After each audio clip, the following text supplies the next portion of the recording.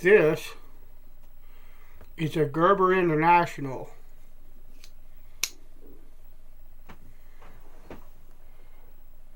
ST350 or 350 ST, sorry. This knife was made between 1983 and 1985. It was one of the first knives produced after, I believe it was Fiskars bought Gerber in the early 80s. And they switched over to production in Taiwan. This is a wonderful knife. It's really well made.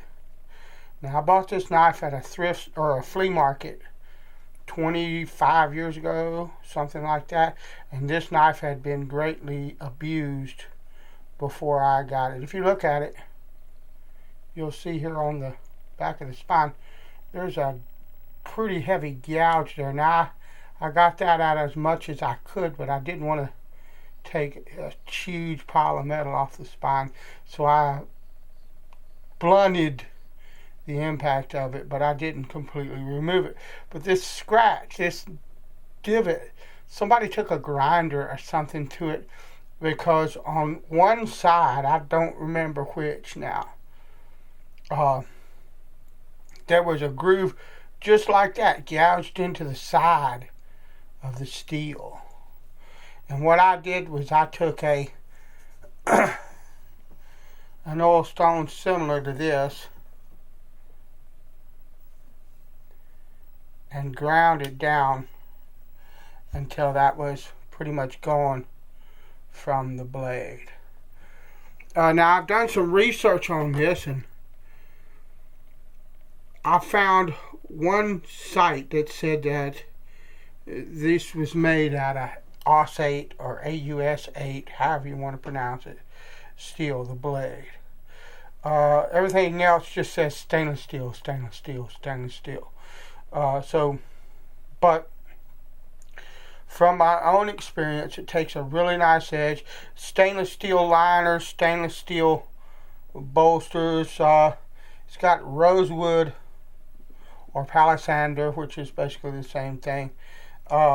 Scales, you can see it's got a little crack here. Whoever owned a knife before me abused the living crap out of it. They ought to be taken out behind the woodshed and beaten a few times. Because this is a really... Okay, now if you look at it, you see right there next to the R in Gerber, and you can almost see a faint line going that way. That's part of that gouge that was in the blade. So it was this side of the blade, the show side, that I didn't remove because it would have damaged the Gerber logo.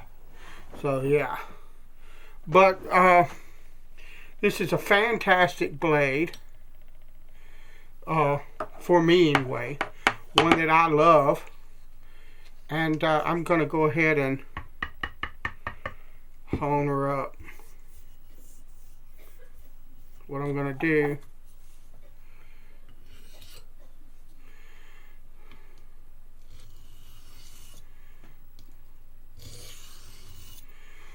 and I just want to, it doesn't really need, it's sharp, it'll still shave you, and I could just go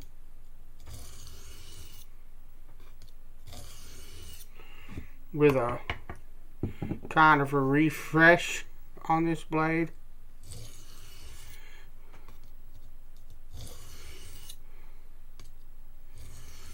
But I figured I'd take it to my new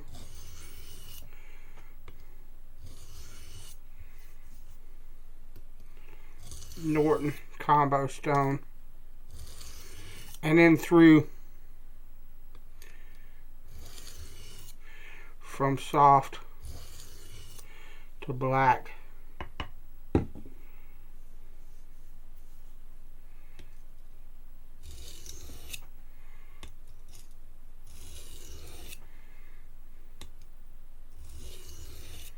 But I like this blade. It's fairly heavy for its size, but I mean it's got a really thin profile to it.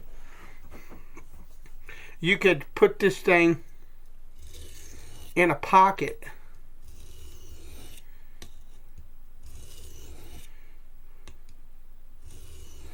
And except for knowing it was there through the weight of it,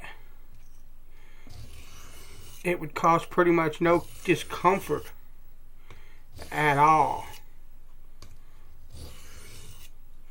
because it is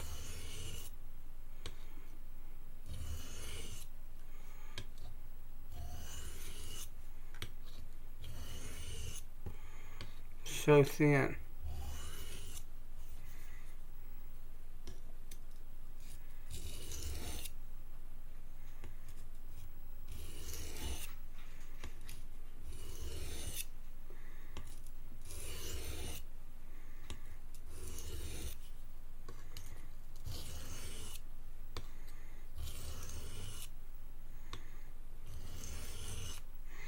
And I tend to do a lot of the two-handed honing. I know a lot of people just, and I do that sometimes, but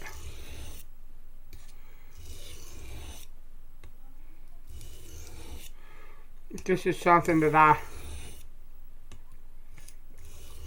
developed over time with straight razors, and now it's carrying over into the way that I hone knives, or sharpen knives, rather, although we're going to hone this as well.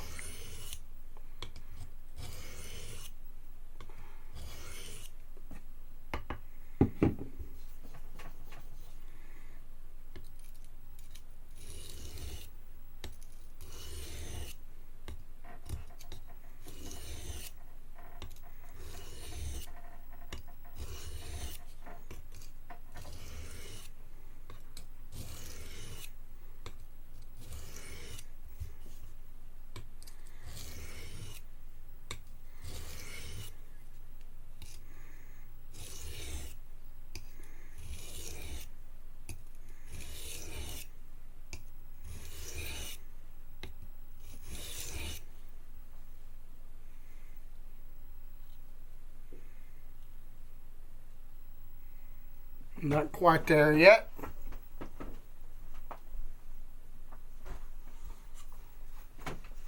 Had to go get me a cloth.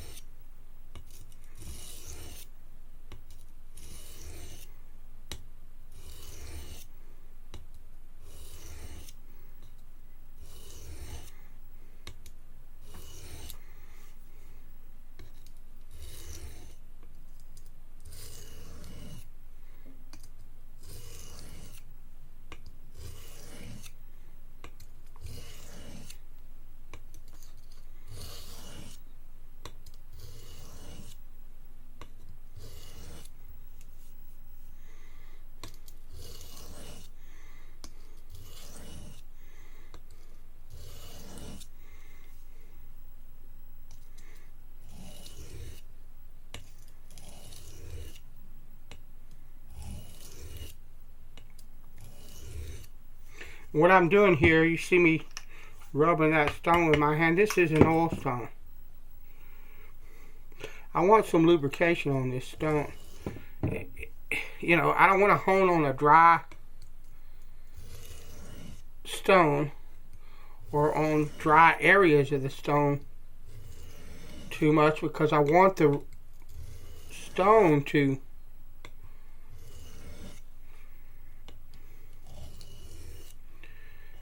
give me good service for a fairly long time before I have to recondition it.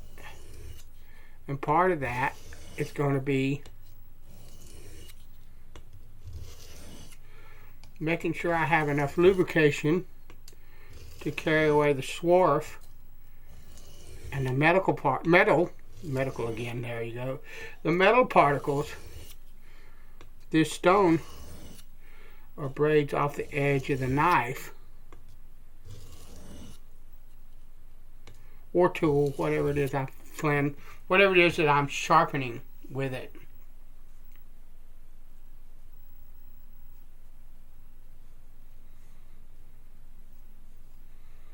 So that's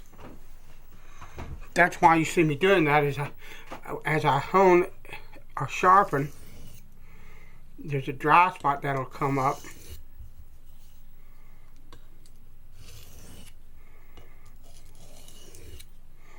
I want some lube on that.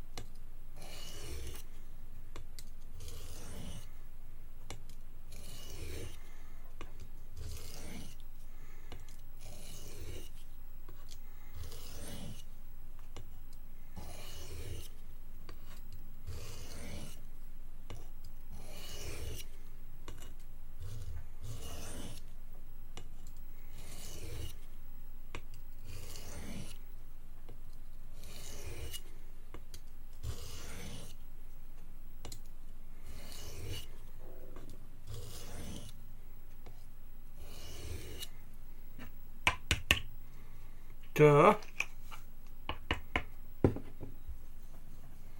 And you'll see a lot of times when I put water on it, I'll do this. That's how you clean an oil stone. So I want to pull that crap up out of the stone a bit while I'm at it. And I'm not in any kind of hurry. This is something I do as much for enjoyment as out of necessity, and as a matter of fact, I got plenty of knives, okay? I don't absolutely have to have this one.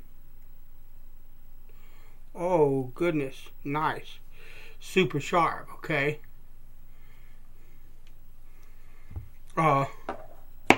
This could sit in the drawer for 20 years and it wouldn't hurt my feelings, and it wouldn't hurt me any, okay? So I'm doing this because I like doing it. I love sharpening things and honing things. So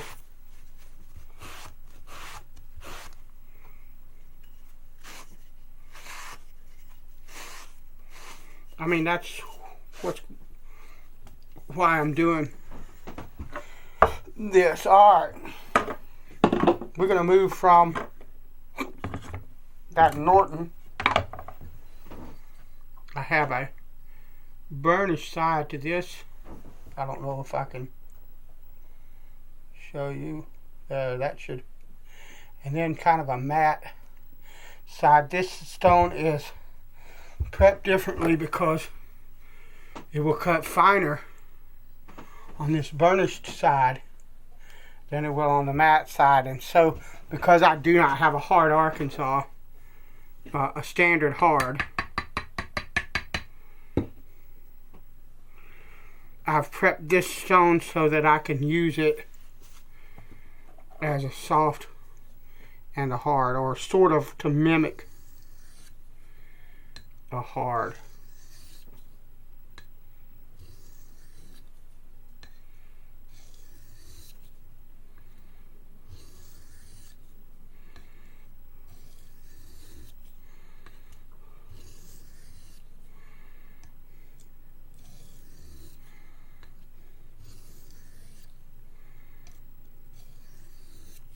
Although I may not go to that side, I may just go from this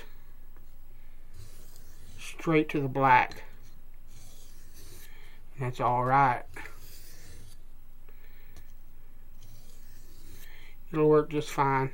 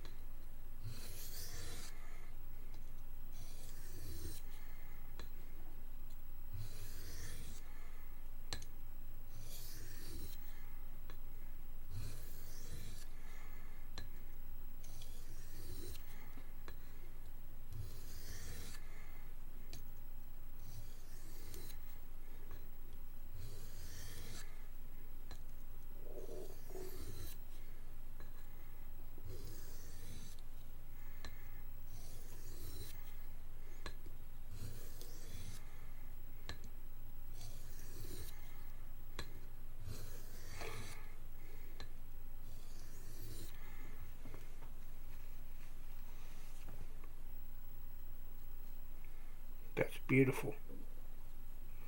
In case you don't know, I'm shaving the back of my knuckles.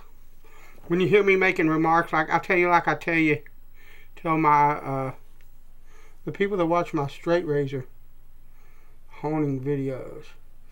When you hear me saying stuff like that, and the knife or the razor or whatever's off camera, I'm shaving portions of. And if you look,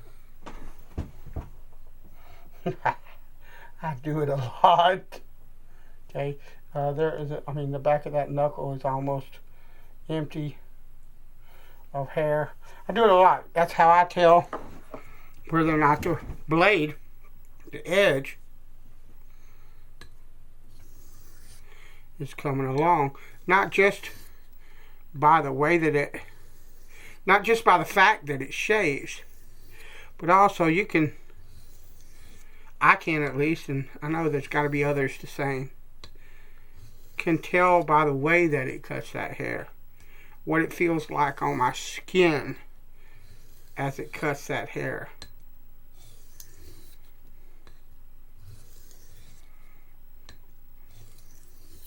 How refined the knife edge is. Now, every now and then, occasionally, you'll see me cut paper just to show how sharp an edge is. It's more of a visual indicator, and the thing with it is people make a big deal about sharpening or cutting paper. Oh, you got to stand the newspaper or phone book paper up and cut straight down there. That's what tells you how sharp. All of that's a load of horse crap. Yeah, if you can cut it standing up, and it'll stand up and you can cut it all the way down. You got a pretty good edge, but you got to realize if you watch those guys do that, the paper's folded. So they have a crisp edge all the way along this side, and they're cutting right alongside that crisp edge, so it's almost exactly the same as if somebody was holding it. Okay, it has support there. Otherwise, it wouldn't cut through that. So, I know I've seen people do stuff like drop hair on the edge of a knife or a razor and it would split it and stuff. So I'm not saying that none of that can be valid, but what I'm saying is a lot of it has to do with the sound that the blade makes when it goes through the paper. You can tell a little bit about the smoothness of the edge that way, but also, stuff you'll never know and be able to see is I can tell by the way it feels as it goes through that paper, kind of what my edge is like and stuff like that. But I don't do that often because in my opinion it's overdone on the videos. I'm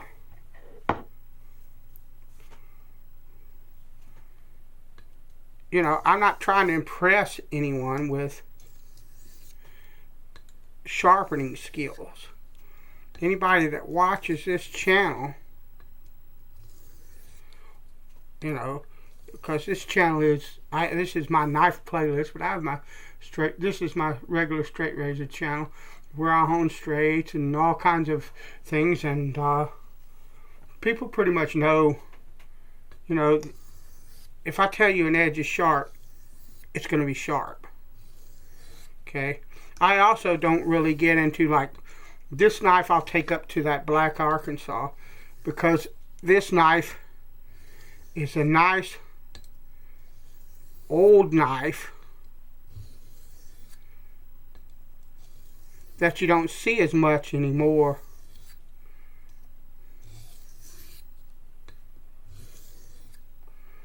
And so I'm going to give it a little bit more treatment.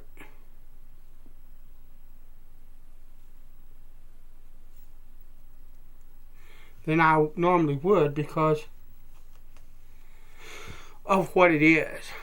And so I'm not an edge snob, and I'm not calling anybody else one, but there are guys out there that they want to be able to read the newspaper in the bevel of that razor and stuff like. Well, good for you if you can do that. If that's what you like and that's what you enjoy, then I hope you do it with all your heart and all your soul and everything that you got within you. But for me, knife sharpening has always been about getting an edges that work for whatever the task is that I'm going to ask the knife or the tool to do, and also for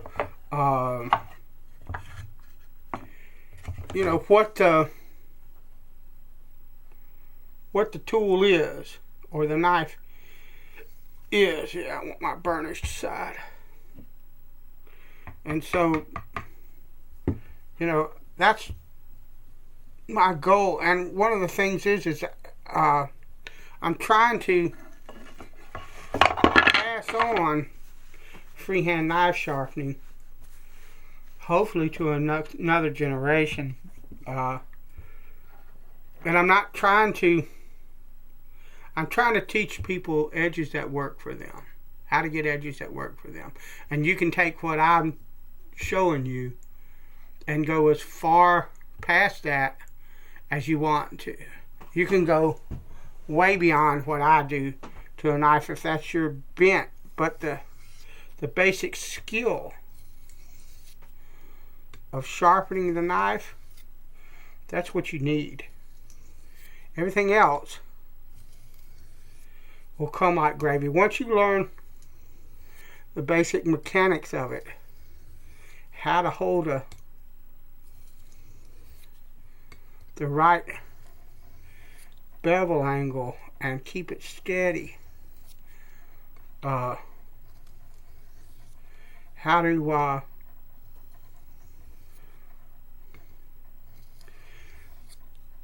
make it repeatable so that you can over and over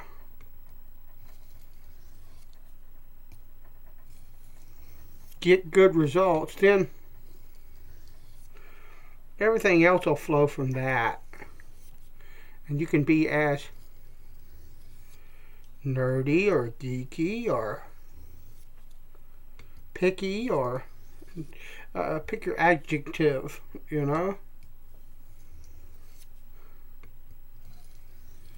as you want to be. For me,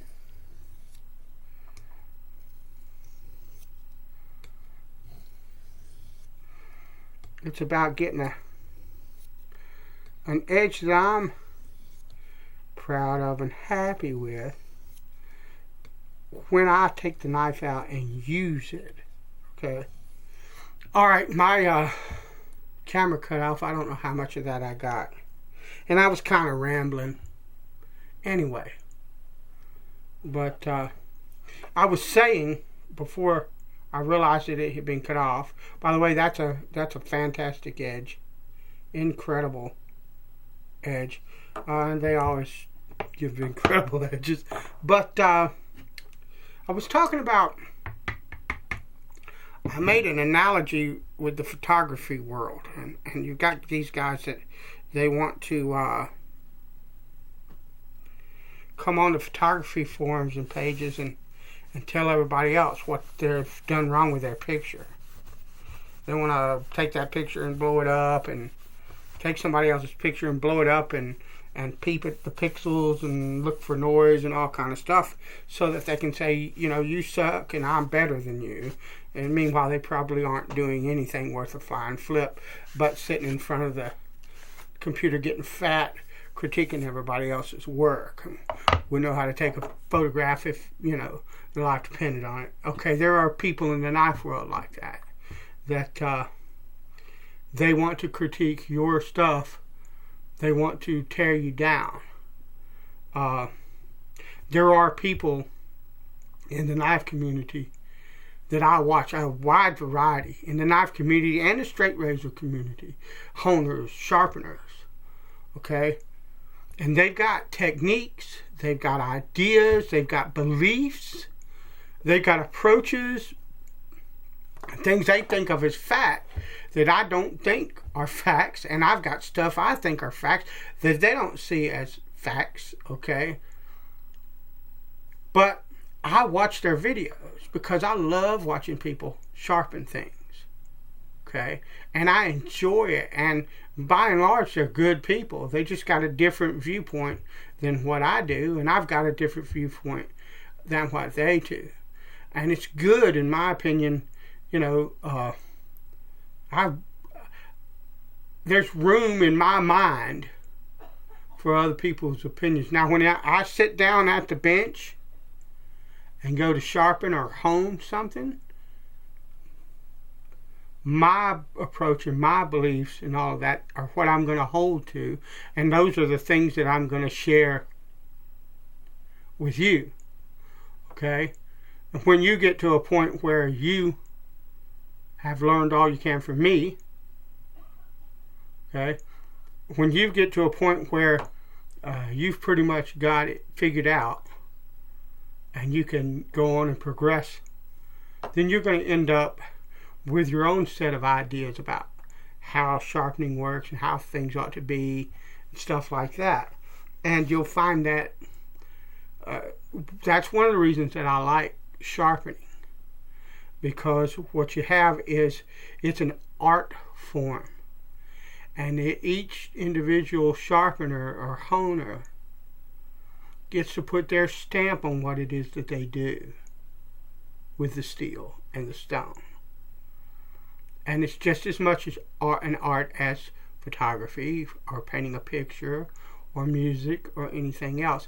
And there's room, you know, when I'm watching a video and someone expresses an opinion, and sometimes they're very forceful in that belief, and I know that I am too, okay? But when I'm watching a video and someone expresses that to me, or on the video, you know, I know how to move past what that person, if I disagree with it, you know, I ain't got to come on and say, oh, you're wrong, you know, I can move past that and accept that that's their way of seeing things, and then go on and enjoy watching them put a slamming edge on a knife or a tool or a razor. And, you know, the joy of watching them work it far exceeds any kind of difference of opinion that I might have with them. And so, you know, and I hope that you will, as you progress in sharpening, I don't know if you can see that edge, I hope that that you'll learn that it is an art, and learn to express yourself in your own way with the edges that you put on knives and razors and tools and whatnot. Thanks for watching. I'll talk to you later.